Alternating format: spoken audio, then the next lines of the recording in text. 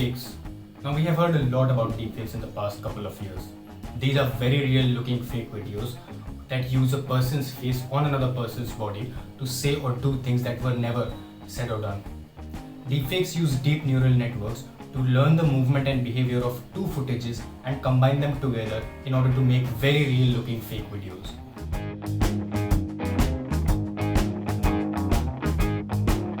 Now, deepfakes are a big problem in today's world, with implications ranging from fake news to political misuse to even non-consensual porn content and much more. Like, there is no end to the damage that deepfakes can do in today's world. Today, creating a deepfake is easier than ever. At times, it takes as much as uploading just one image on an app. Like in the last video, we talked about Deep Nostalgia. Now, Deep Nostalgia isn't exactly a deepfake tool, but it does what deepfakes do on a very small scale and without any audio. Over the years, the improving deepfake technology has made it easier for anyone to master the complex machine learning techniques. Most of the times, all a user needs is to upload enough images in order to train the AI model. At times, even that is not required.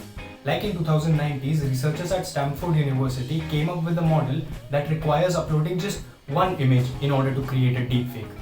A more sophisticated and more readily available software is FaceSwap, which allows anyone to create a deepfake within just few minutes. Now, we have seen political implications of deepfakes in the works. Like last year during the 2020 Delhi Assembly elections, a video of BJP MP Manoj Tiwari was circulated online where the BJP MP was speaking in Hindi and the video was converted into Bhojpuri and English using deepfake technology. Have they started? He said they will install 15 lakh CCTV cameras. Have they installed? Earlier in 2019, a deepfake video of US House Speaker Nancy Pelosi was also posted on Facebook. Now, in case of celebrities or even regular people, there have been instances of deepfake pornography as well. Like this video of Kristen Bell where she tells Vox about a deepfake video that's doing rounds on the internet.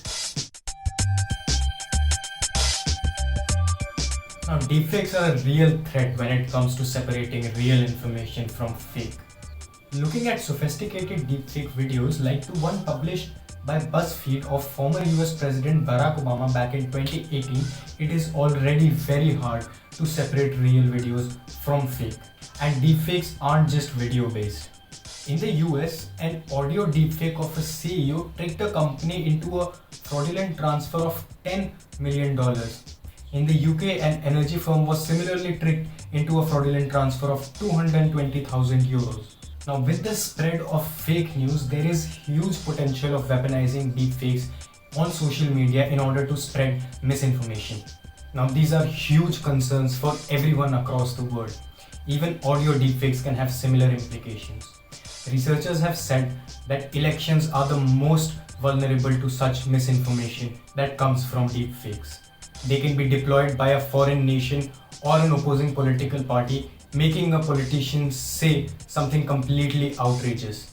Even leaders of governments and other organizations like the IMF can have serious consequences even if they are short-termed. So, what could be done in order to slow down this very dangerous phenomenon? Tech giants like Facebook, Google, Microsoft and Twitter are doing their bit. Facebook in 2019 announced a $10 million fund in order to tackle deepfakes. Now, although the social media giant has announced $10 million in order to filter out misinformation, it refuses to take down deepfakes on the platform. In 2019, Facebook partnered with Microsoft, Amazon Web Services, Cornell Tech, MIT, Oxford University, and more in order to launch a deepfake filtering challenge. Twitter says it challenges about 8 to 10 million accounts per week for policy violations. Twitter has also acquired a London-based AI startup called Fabula AI that uses geometric deep learning algorithms in order to detect misinformation on the platform.